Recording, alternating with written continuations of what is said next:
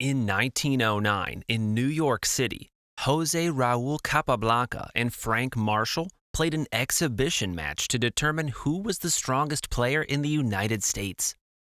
The encounter was completely dominated by Capablanca, with a crushing score of 8 wins, 1 loss, and 14 draws. Of the 8 victories achieved by the Cuban master, 4 of them came with the Ruy Lopez opening while playing white, a strategic and complex opening in which Marshall never felt comfortable. After this devastating defeat, whenever these two rivals faced each other and reached this position, Marshall would avoid falling into the Ruy Lopez by playing knight f6, the Petrov defense. But by 1918, 9 years after that historic match, in a tournament once again held in New York City, Marshall would find himself face-to-face with Capablanca once more. However, this time, something was different. Marshall had spent years preparing a deadly weapon in the Ruy Lopez, a trap that his opponent was almost certain to fall into, and now, at last, his long-awaited revenge was within reach.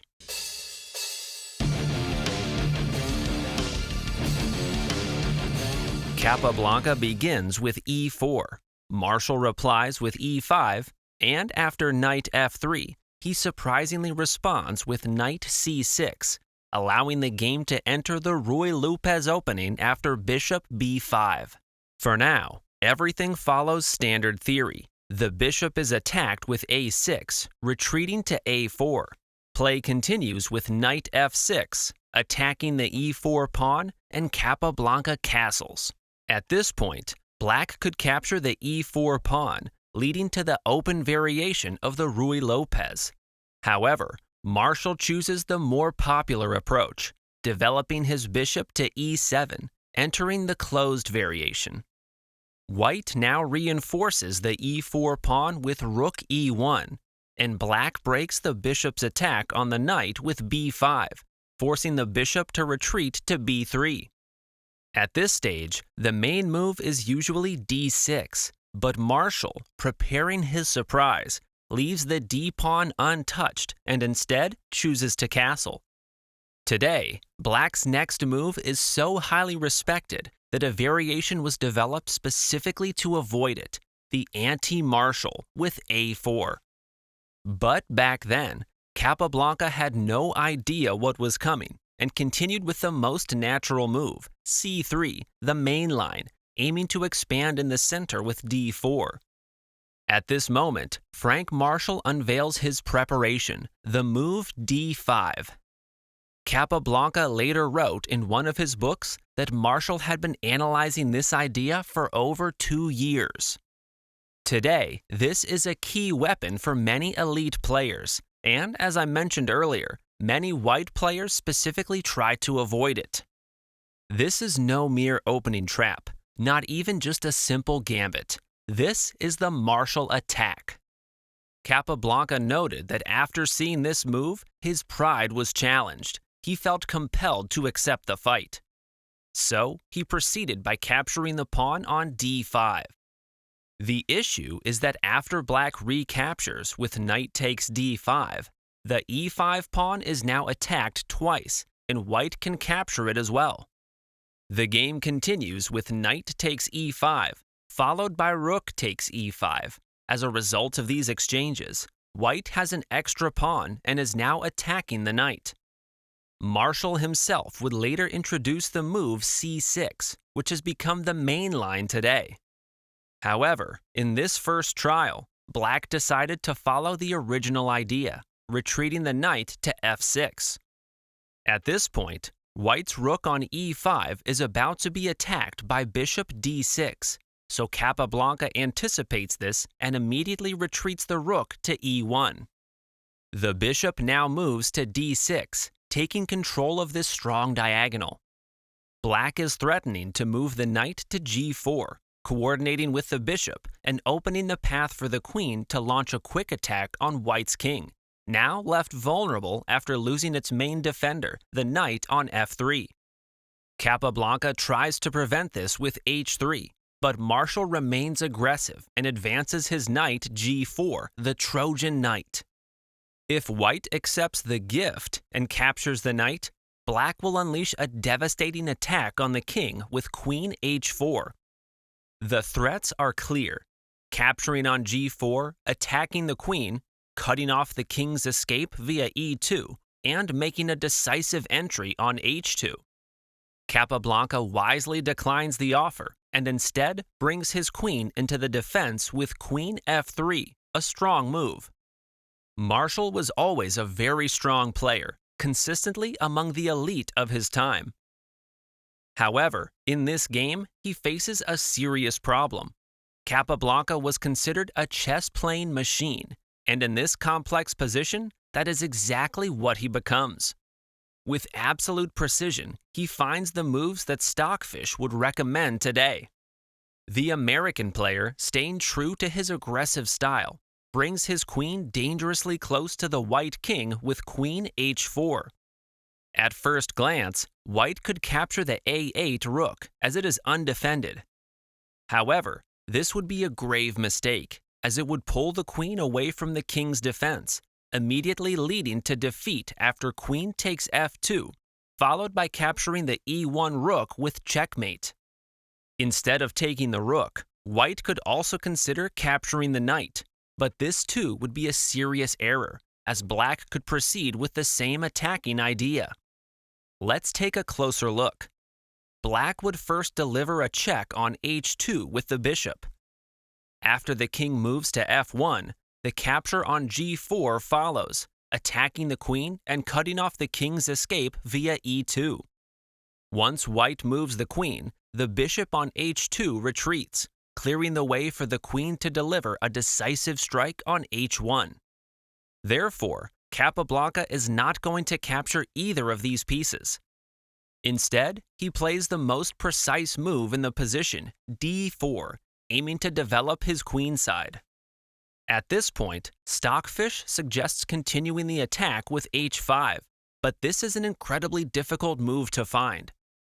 That is why Marshall opts for the more human approach. Knight takes f2. Capablanca writes that black must go all in with this move or quickly end up in a losing position. Now, here is the key moment. If white captures the knight with queen takes f2, they would find themselves in serious trouble, as we will see next. But first, a question. What move would you play here as black? You have 5 seconds to decide. I hope you did not play bishop g3, because that would be a terrible blunder. White would respond with queen takes f7, a stunning move. After black's rook captures, the game is then finished with rook e8 checkmate, since the rook is pinned by the bishop on b3, a classic tactical motif. The correct move in this position is to first deliver a check on h2. The king must go to f1 to continue defending the queen, and only then should black continue with bishop g3. The key idea here is that queen takes f7 no longer works, because rook takes f7 is now check. At this point, according to Stockfish, the best move for white is the awkward queen to d2, interfering with the development of their own pieces. After this, black would play bishop f5, creating a very difficult position for white.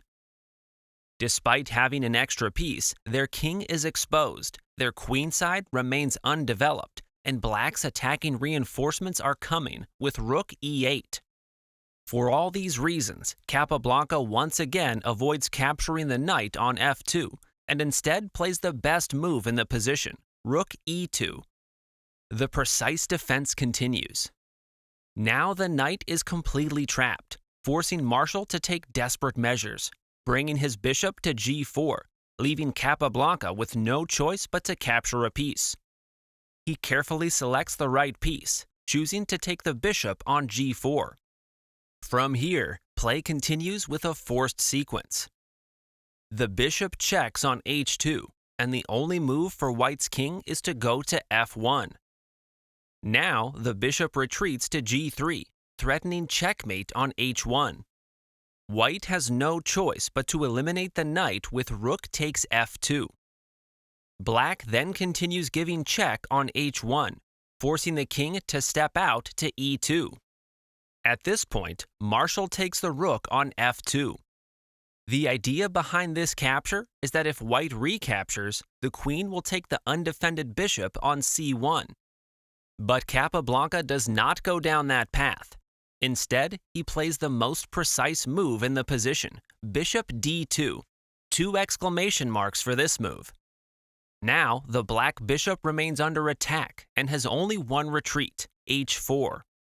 After navigating this intricate tactical labyrinth, the material balance is now 2 minor pieces for white against black's rook. Generally, 2 minor pieces are stronger than a rook, and in such an open position, this is even more evident. One might argue that black has compensation because white's king is weak.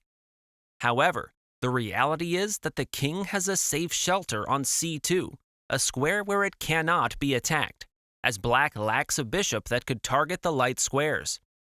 Also, one could say that Marshall has compensation due to white's lack of development, but this is only a temporary issue, one that Capablanca will soon resolve. White continued by attempting to exchange queens with queen h3. Black responded with a check from the rook on e8, and the king made its way towards safety with king d3. The queen delivered a check on f1, and the king continued its journey, finally reaching c2. And now, in this position, white's king will not be checked again, not even once. Black has run out of firepower, and now it is time to suffer. The bishop, under attack, moved to f2, and white's queen shifted to f3, pinning it. Marshall does not want his bishop to remain pinned, so he moves his queen to g1. Now, Capablanca must activate his rook, and to do so, he plays bishop d5, a move whose idea will soon become clear. The American player is desperate and looks to open lines against the king, playing c5. White captures and black recaptures with bishop takes c5. At this point, Capablanca would like to play a4 to break through and activate the rook, but Marshall would not allow it. He would respond by advancing b4 to keep the rook locked out. To prevent this, Capablanca first plays b4. This was precisely the reason he had moved the bishop earlier. The attacked bishop retreats to d6, and now the breakthrough with a4 is unstoppable, ensuring that the rook will decisively enter the game. With nothing left, black burns the last cartridges with the desperate a5, hoping to open lines against white's king. Capablanca captures the b5 pawn, Marshall responds by capturing on b4, and the rook enters the game via a6, attacking the bishop. Black plays b takes c3, an intermezzo move, and white recaptures with the knight, finally completing development. And now, let us admire the perfect harmony of white's pieces. The king defends the bishop defends the knight defends the pawn protects the rook, while the knight also defends the bishop on d5, which in turn is perfectly coordinated with the queen on f3 and the 2 pawns. This is a flawlessly coordinated army. The attacked bishop moves to b4, but now the pawn advances menacingly with b6. Black eliminates the knight with bishop takes c3, and white recaptures. Now, the game has simplified into 2 bishops against a rook, and in 99% of cases, 2 bishops are stronger than a rook. Black could try to counterattack with rook to e3, attacking both the queen and the bishop. However, this would lose to which move? You have 5 seconds to decide. Exactly. The beautiful queen takes f7, the same tactical theme we learned earlier. After the queen is captured, checkmate follows with rook a8. For this reason, black first creates an escape square with h6. The pawn keeps advancing with b7, and now the previously mentioned move, rook e3, is finally played. And with this, Capablanca finished the game in his usual style, first delivering a masterclass in positional play, and then as he himself used to say, with a small combination, bishop takes f7. The bishop cannot be captured, as that would allow the pawn to promote. The king must move instead, for example, to h7, after which the queen delivers check on f5. Now, the king is forced to h8, and white follows up with rook takes h6, checkmate, as the g7 pawn is pinned by the bishop on c3. For this reason, Marshall had resigned a few moves earlier. I hope you enjoyed the video. Don't forget to subscribe to support the channel and help me create more content. See you in the next video.